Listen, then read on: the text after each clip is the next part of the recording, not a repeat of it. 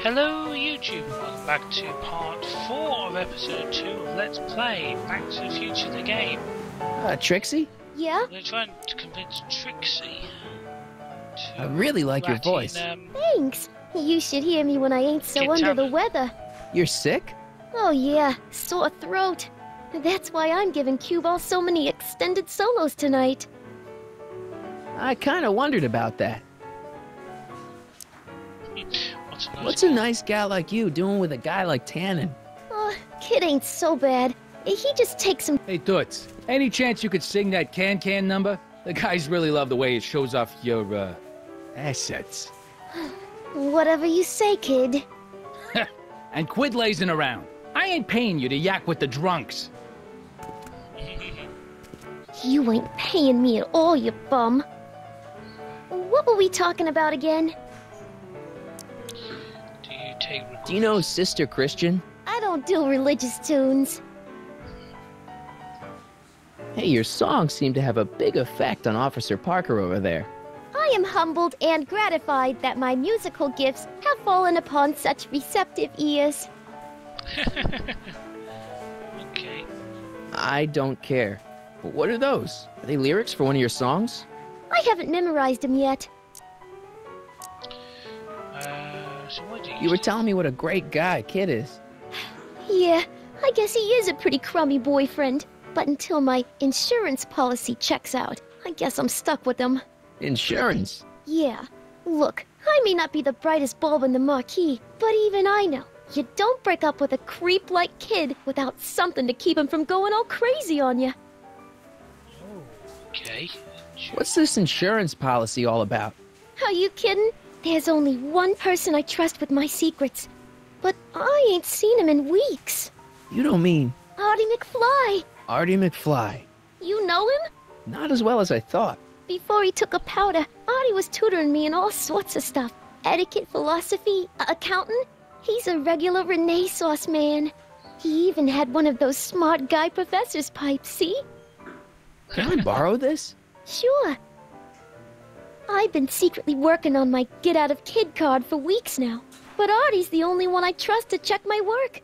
You can't be too careful when you're dealing with a maniac like Kid, you know. Hey, if I arrange a meeting with Artie, could you use that insurance of yours? Use it? Heck, if what I'm sitting on pans out, I could send that bozo all the way to the big house. I'll see what I can do. Okay. Break a leg out there. Thanks.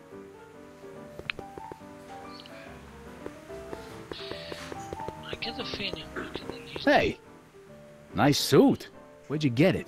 Costume shop at the mall. I had it custom made. Yeah? Quality material. Who are you? Where you from?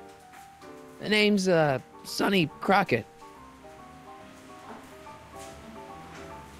Nobody. I mean, you don't know me. I come from a very different place. Come on, what's the dope? Spill it, or I'll... Go easy, kid.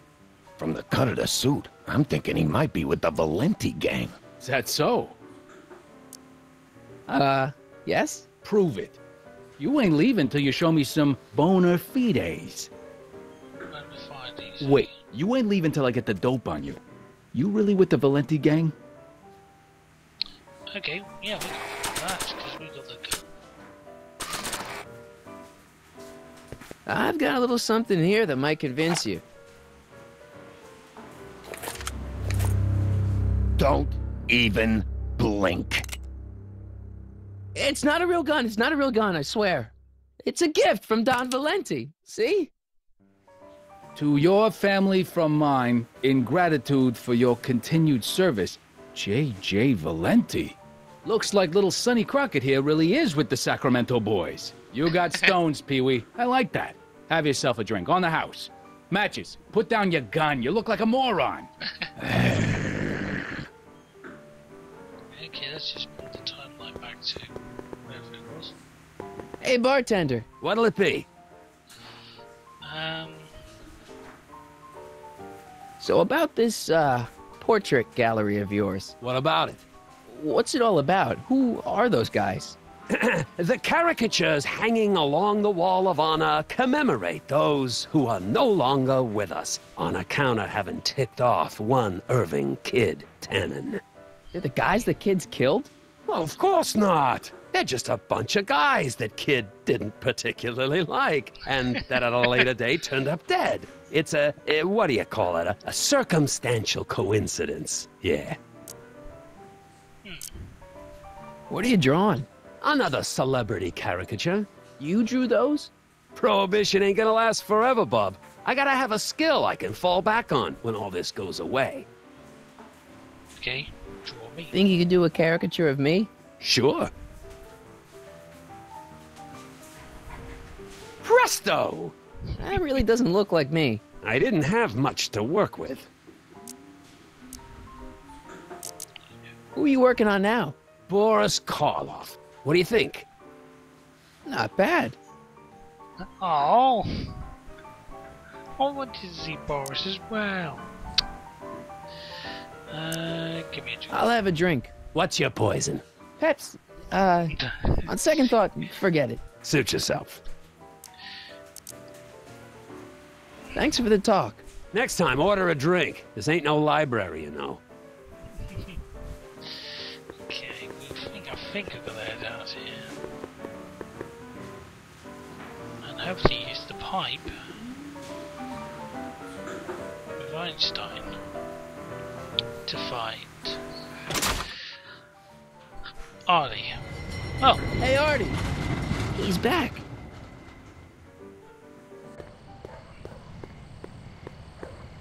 maybe I don't need to use the pipe to get to Artie.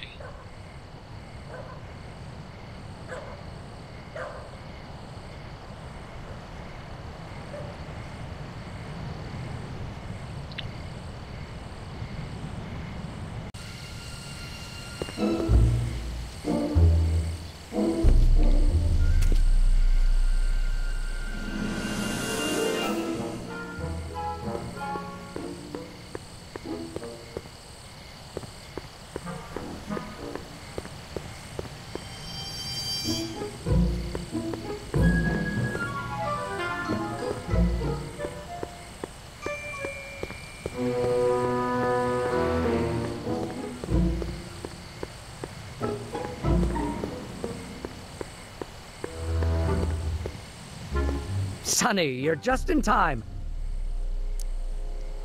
How have you been, Emmett? I know I haven't seen you in a couple of months.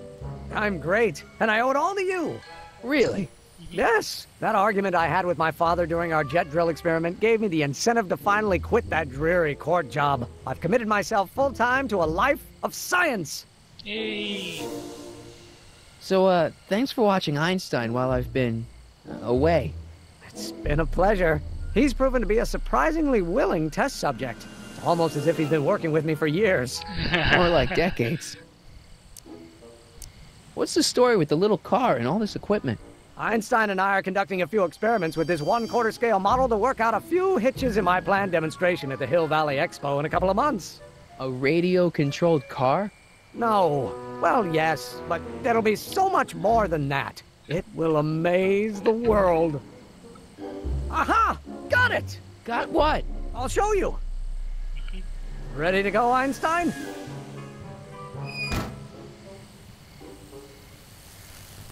Watch this! When this baby hits 23 miles per hour, you're gonna see some serious cow flop.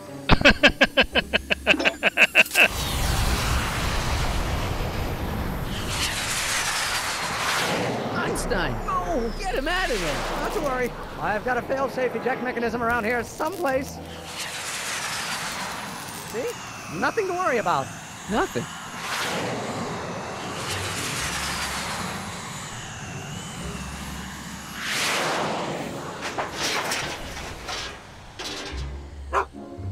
I'll go see if I can find something to help. Or someone. Yeah, dog.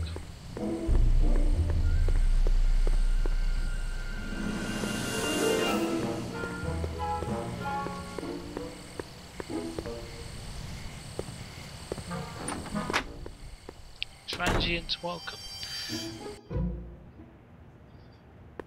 Hey, Doc. How's the room? It's a little cleaner than I would have imagined for a Depression-era flophouse. How are your investigations going? I saw him. Who?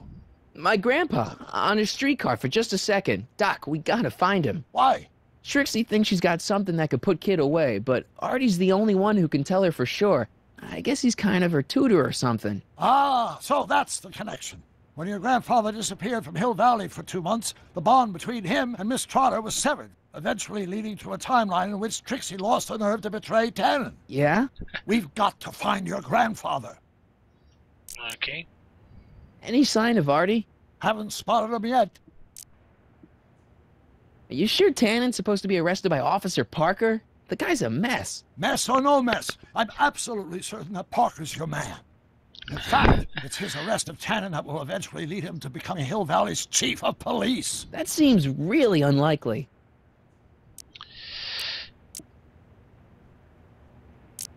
Why didn't you tell me I'd run into your younger self tonight? Because I don't remember being out here tonight. Clearly, your interactions with my younger self 2 months ago have slightly altered my personal timeline. I Again. never had the nerve to perform public experiments like he's doing. No matter. Those experiments will be forgotten once I've seen Frankenstein. Frankenstein? Yes. Right now, my younger self is fiddling around down there with rocket propulsion systems for his demonstration at the expo. The thing that'll kick off your scientific career. Exactly. Now, the rockets are a horrible idea, and I'll soon realize that they'll never work. But eventually, I'll wander into that movie theater and see Frankenstein and clear my mind. I've kept the ticket stub from that movie in my wallet ever since. See? Why? Because it's during this movie that I'll have the inspiration for my breakthrough at the expo.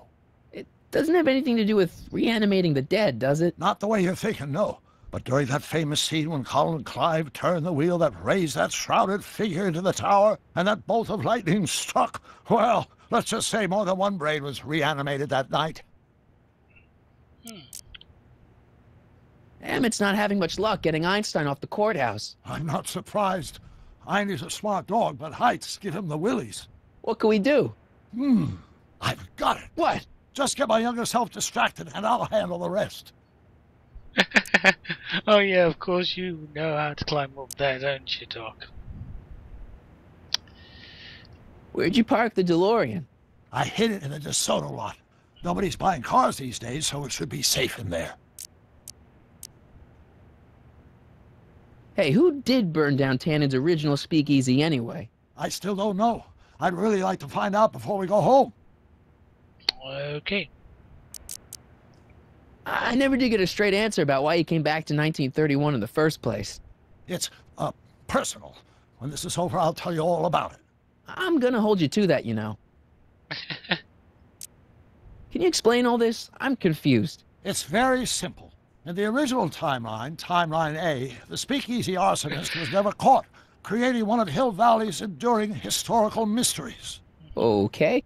When I traveled back to 1931, I created Timeline B, in which I was misidentified as the arsonist and subsequently killed by Kid Tannen's goons.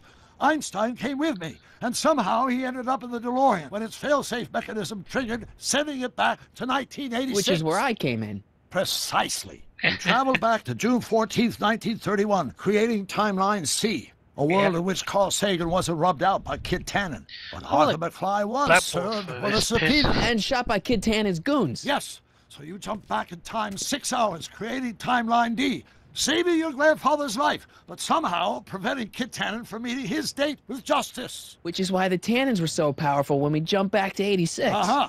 So now we've returned to August of 1931, creating Timeline E, in which, fingers crossed, we'll send Tannen to prison where he belongs. Got it? Sure. Good. One question. What? Can you explain all this? I'm confused.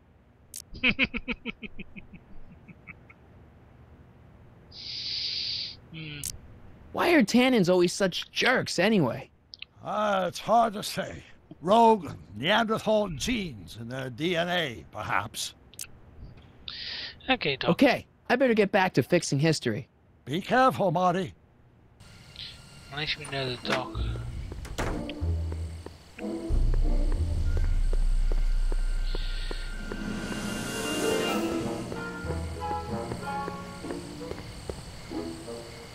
Don't worry, Emmett. I'm sure you'll get it right someday. Oh, I'm not worried about that. Right now, I'm more concerned with Einstein.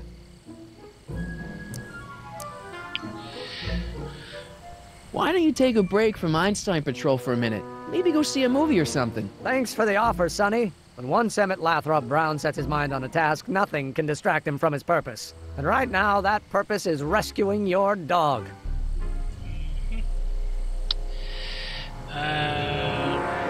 Have you seen that Frankenstein movie yet? I hear it's pretty inspirational. Not yet. I've been so busy with my rocket car that I haven't found the time. But I'm planning on going tonight. At least I will once I get Einstein down. Okay. So you're really going to see Frankenstein tonight? I'd hate for you to miss it. Oh, don't worry. Nothing in the world would keep me from seeing a movie about a mad scientist with delusions of godhood. Cool. Okay. Well, I'll go off and see if I can get some help. You do that. I'll stay here and see if I can think of a way to get Einie off that ledge. I need to distract him. Do I have the stuff? No, I don't.